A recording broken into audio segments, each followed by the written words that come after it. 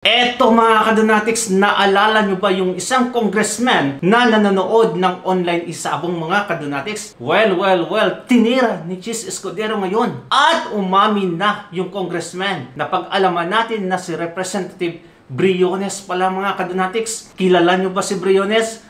Well, ang nirepresentahan niyang party list is AGA party list mga kadonatics para sa mga farmers. Which is wala namang nagawa sa mga farmers mga kadonatics. May mga nagalit sa akin, bakit ko daw tinira si Ivana Alawi? I mean, ni Real Talk mga kadonatics. Well, ang sinusuportaan kasi ni Ivana Alawi that time mga kadonatics during the election ay itong AGA party list na binabayaran siya ng milyon-milyon. Of course mga kadonatics, babayaran mo isang sikat na artista para lang manalo sa eleksyon. Kaya pala maraming pera tong partners na itong mga kadonatics kasi nag-online sabong.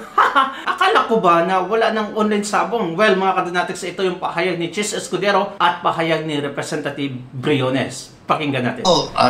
A social media post. May pinakitang congressman habang nagsosona na nag-online sabong. Nakunan yata galing sa likod yung kanyang cellphone. Akala ko ba wala ng online sabong? Akala ko ba wala ng e-sabong? Ano yun? Saan galing yun? Nako. So the concern, Karen, is not only with respect to banning it, which I completely agree with. The concern is how to prevent the illegal side of it. Tama mga kadonatics, actually wait ang isabong is connected yan sa Pogo mga kadonatics. Ngayon gusto nilang wakasan yung Pogo sa Pilipinas kasi yung administrasyon ngayon hate na hate yung mga Chinese. Because when you ban it, it does not necessarily mean that it will go away. Matagal nang bawal magnakaw at pumatay, pero marami pa rin nagnanakaw at pumapatay, lalo na sugal. Matagal nang bawal ang isabong, bakit may ganun pa hanggang ngayon within the halls of Congress itself? So itong Pogo, dapat yun din ang tingnan natin. Hindi lamang ipagbawal legally, but to make sure na pag pinagbawal na natin ay ito ay hindi magagawa illegally na baka mas rampant pa kumpara sa legal na walang regulation o zero regulation.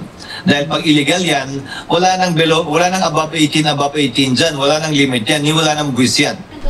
Ito na, nagsalita na si Briones mga kadonatics. Ang ginamit si Ivana Alawi para mangampan niya. Ang Ivana naman mga kadonatics na isang controversial na, ay nako, ewan ko anong nangyari sa kanya. Idol na idol ko noon. Pero ngayon, nawala na. Nag-iisabong? Totoo, hindi ako nag-iisabong. Sa totoo lang, may nag-message sa akin sa Messenger. So, palusot? Tingnan ko lang naman. Hindi ko naman nakalain na meron palang magkukuha ng aking mga private messages. So, tingnan naka-widescreen pa. Focus na focus talaga siya nanonood mga kadonatics. Hindi yun. Sadyang-sadya talaga yun. Nako, mambabatas ka tapos nanonood ka. There's a big possibility na nagtataya din itong mga to. Nagagambling din itong mga kadonatics kasi ang laki ng pera sa online sabong. For sure mga kadonatics. Nagulat na lang ako dahil alam ko naman meron talagang hindi dapat tinitingnan, pero okay lang yun. Dahil malinis ang konsensya ko, hindi naman ako nagsasabong. Ako, hindi mo ako makikita sa kahit sa sabungan. Oh, hindi kasi online ka palagi. Online ka? At fake news. Fake news? Online sabong sinasabi. Niwala akong GCash. Niwala akong money transfer na online. Hindi ako marunong dahil old school tayo. Ang alam ko lang text, message, at tumanggap, tumawag. Ay nako, excuses mga kadonatics. Alam nyo ba itong mukong na itong mga kadonatics? Pumirma din to sa impeachment case ni Inday Sara Duterte. Kulangan na panggambol. Pero sir, yung video na pinadala po sa inyo tungkol sa isabong. Hindi totoo. Kaya nga ako fake news kaya ako humarap sa inyo. Hindi daw isabong. So ano yung napanood natin mga kadonatics? Ay grabe mga kadonatics, ando na yung ebidensya na isabong yung pinanood niya. Todo deny pa rin. Typical na politician talaga.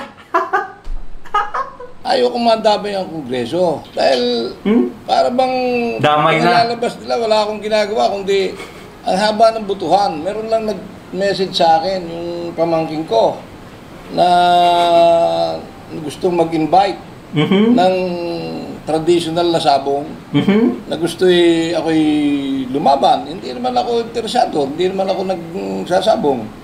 So, siguro, ako ang duda ko rito, may gusto sumubutay sa atin dahil tayo maraming nakakabangga. Ang aking number 1 nilalabanan, mga smuggler. Ang daming nagrereklamo sa inyo, mga farmers, kasi wala naman kayong nagawa. Lumabas lang kayo nung election na, nung nangangampanya ng mga kadonatics. Pero sa totoo, neglected nila ang farmers, and ang tagal na nito sa AGA party list, mga kadonatics. At ang daming mga farmers na ang nagrereklamo na hindi tinutulungan. Pero nung election, nako, lumabas sila. Ginamit pa si Ivana na opportunistic din. Ay, nako. Ang pinaglalaban ko, mga magsaka, itong livestock, poultry, farmers. Galit tayo sa nagiging dahilan kung bakit nalulugi yung ating mga magsaka.